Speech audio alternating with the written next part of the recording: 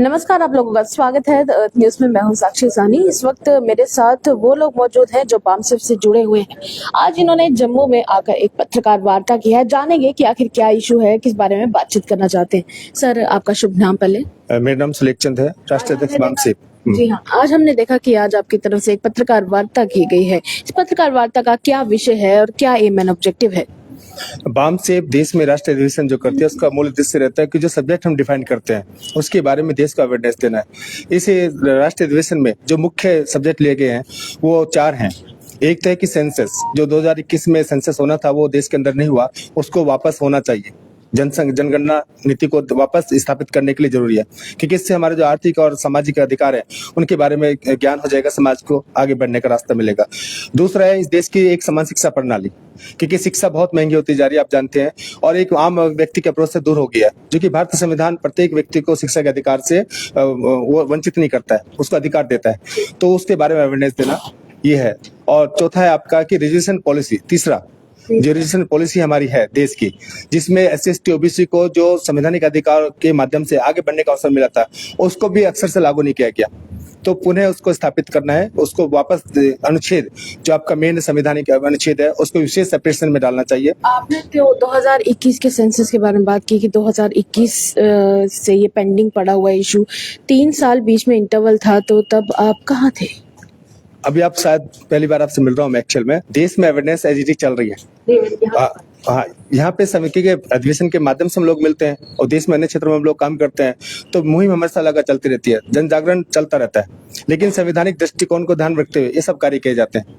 और बामसेफ कभी आंदोलन में शामिल नहीं होते, आप जानते हैं, तो लिहाजा अवेयरनेस करना हमारा काम होता है। और देश में अवेयरनेस है, पार्लियामेंट्रियन को और अन्य जो ब्यूरोक्रेसी में जो काम करते हैं या जिनमें सामाजिक कार्यकर्ता लोग हैं उनको इस बारे में अवगत कराया गया, सचेत किया गया और उनको विवेचना के आधार पर बताया गया कि अपने दायित्व को निभाएं और आगे बढ़े। अगर मेरे आंकड़े बिल्कुल सही है तो बामसेफ को 1978 में बनाया गया था। उस हिसाब से देखा जाए तो हर बार लोगों को समान अधिकार देने की बात बामसेफ हमेशा से करता है। तो अब जब वक्त आया है ऐसा कि जब लोग अपने अधिकारों को लेकर बात कर रहे हैं, तो आपको क्या लगता है कि क्या दूसरी तरफ से उन आवाजों को सुना जा रहा है? गवर्नमेंट की बात कर रही है। नहीं, वैसे तो देख, गवर्नमेंट तो जनता के द्वारा बनाई जाती है और जनता की आवाज सुनना उसको तो मूल कर्तव्य है, वो संवैधानिक अधिकार है। हाँ, लेकिन उसमें वही तो हम देख रहे हैं कि चिंता का विषय बना हुआ है कि जिस स्तर पे वो बातें समाज के बीच में आनी चाहिए वो आ नहीं पा रही है। तो हम इसलिए गति के साथ देश को अवगत कराना चाहते हैं कि जो मूल अधिकार संविधान में मिले हुए उनका पूर्ण प्रयोग करें और अपने अधिकारों के प्रति जो भी उनके संवैधानिक रूल्स है उसके अनुसार एक्शन प्लान करके इस विकसित भारत को बनाने में सहयोग करें, एक लोकतांत्रिक व्यवस्था को स्थापित करें ताकि लोकतंत्र व्यवस्था को स्थापित किया जा सके। श्यामलाल बसंत जी भी इस वक्त मेरे साथ मौजूद हैं। श्यामलाल बसंत जी, आप यहाँ पर इनके साथ इस पत्रकार वार्ता में मौजूद हैं, किस तरह से आप इन्हें सपोर्ट करते हैं? देखो, जैसा कि आज का जो 2 दिन का अधिवेशन है आज स्टार्ट हुआ है, माननीय हमारे सुलेख चंद जी को नेशनल प्रेसिडेंट है बामसेफ के और एजुकेशन फाउंडेशन के जो है हमारे इंडिया के ट्रस्टी बना हुआ उसके भी चेयरमैन हैं जी। मेन जो मकसद रहा है इसका, शुरू से लेकर मैं बात करूंगा, बामसेफ का जो मकसद रहा है ये एक ऐसी कार्यशाला है जहां पर हमारे पॉलिटिशियन भी तैयार होते हैं और बाकी आम लोगों को जागरूक किया जाता है कि अपने अधिकारों के लिए लड़ाई कैसे लड़नी है, कॉन्स्टिट्यूशन राइट्स हमें कैसे लेने हैं।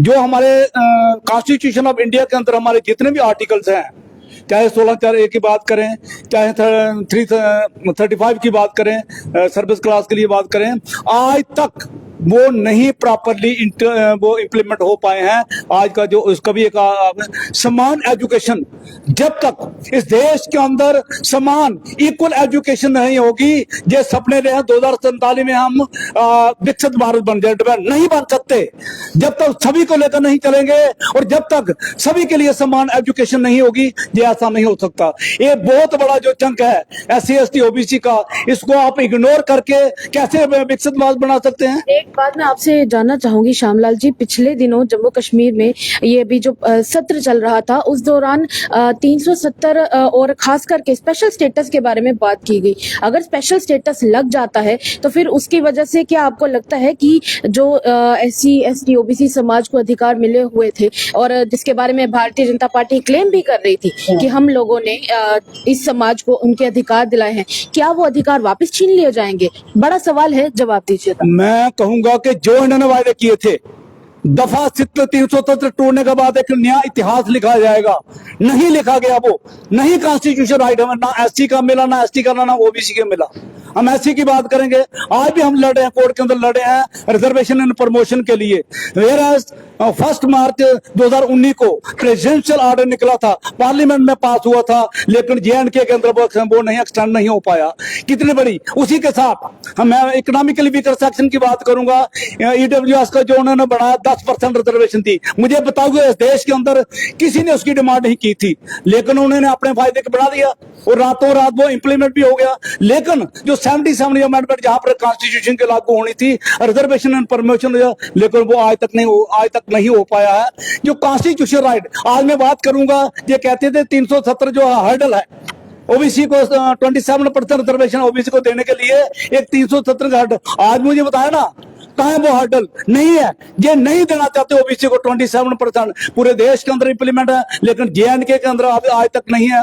पर भारतीय जनता पार्टी ने तो क्लेम किया है कि हमने तो सबको अधिकार दिलवाए हैं, पहले तो राइट्स ही नहीं मिलते थे, अब तो हमारी जब से प्रधानमंत्री नरेंद्र मोदी जी की तरफ से सपोर्ट मिली है और खासकर जब LG राज चल रहा था तो उस दौरान सभी समाज को उनके अधिकार दिए। क्या आपको लगता है कि उन्होंने झूठ बोला है? बिल्कुल, उनकी करनी और कथनी में फर्क है, और ये हमारी प्रेस कॉन्फ्रेंस भी मैं बताऊंगा, उस प्रेस कॉन्फ्रेंस में उन्होंने कहा उनकी करनी और कथनी में फर्क है।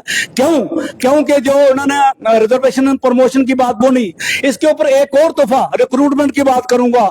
उन्होंने जो SRO 305 निकाला, वो रिक्रूटमेंट को डील करता है। रिक्रूटमेंट का हमारा SRO भी उन्होंने चेंज कर दिया। 21 मई को 2024 को उन्होंने निकाला है, और हमारी जो रिक्रूटमेंट है रिजर्वेशन के लिए, उसको भी डिलीट कर दिया है। पहले हमारा 3, 15, 27, 39, 51 होता था, आज इन्होंने 2, 22, 42, 62 इस तरह मतलब लेके हैं, ताकि इनके लोग हैं वो इंक्लूड ना हो पाए। अगर हमारे 27 लोगों की पोस्टें निकलती हैं, हमारे 3 लोग आने थे, लेकिन आज नहीं आएंगे, वो एक ही आएगा, इसलिए उसे भी डिलीट किया गया। और बाकी हम आज कहते हैं, हम IIG एडमिनिस्ट्रेशन को पूछते हैं क्यों 27% रिजर्वेशन जो OBC को मिलनी चाहिए, क्योंकि आज तो 370 नहीं है, वो क्यों नहीं? हमारे जो कॉन्स्टिट्यूशन राइट्स है उनका हनन हुआ है, इस LG सरकार ने उनका हनन किया है। इसलिए आज क्या फायदा, ये कहते हैं कि दफा 370 एक नया क्या इतिहास लिखा गया। आज जितने भी हमारी रिक्रूटमेंट है, बाहर से लोग आ रहे हैं, पूरे थर्ड कंट्री आ रहे हैं, हमारी छिन गई है। हमारे बच्चे बेरोजगार हैं, जहाँ के बच्चों की एम्प्लॉयमेंट छिन गई है, और जहाँ पर गुंडा राज एस्टैब्लिश हो गया। आप देखो गुंडागर्दी बढ़ी है, और खास करके 370 टूटने के बाद हमारे SC ST OBC के ऊपर बहुत से अत्याचार हुए हैं। मैं पहले प्रेस कॉन्फ्रेंस की थी, जम्मू की बेटी को आज भी इंसाफ नहीं मिला, जिसके साथ रेप हुआ, उसका बच्चा वर्षन करके मारा गया। आज तक भी उसके इस तरह के जो है वो केसेस अत्याचार जहां पर बड़े हैं। 370 ये कहते हैं हमने 370 उन्हें कन्या, क्या इतिहास लिखा देख रहे हैं?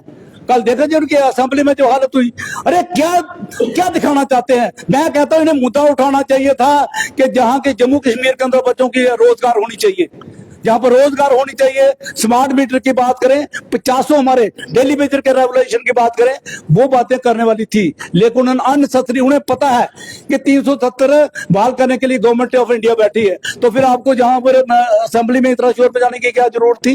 ये देखने वाली जम्मू के मुद्दे नहीं उठाए जा रहे। तो बड़ी बात यह है कि जम्मू के मुद्दे और खास करके जम्मू के वो सब समाज जिनके बारे में क्लेम किया गया कि हमने इनको अधिकार दिलाए हैं, हमने इनको वो सब राइट्स दिलाए हैं जो ये कहीं ना कहीं डिजर्व करते थे, जब उन लोगों से ग्राउंड रियलिटी पे बात की जाती है तो वो कहते हैं कि ऐसा कुछ नहीं है, हमें हमारे अधिकार नहीं मिले हैं। आपको क्या लगता है? अपनी राय हमारे कमेंट सेक्शन में जरूर व्यक्त कीजिएगा। फिलहाल के लिए इतना ही। मुझे और मेरे सहयोगी सेवाराम को दीजिएगा इजाजत। The earth news Jammu.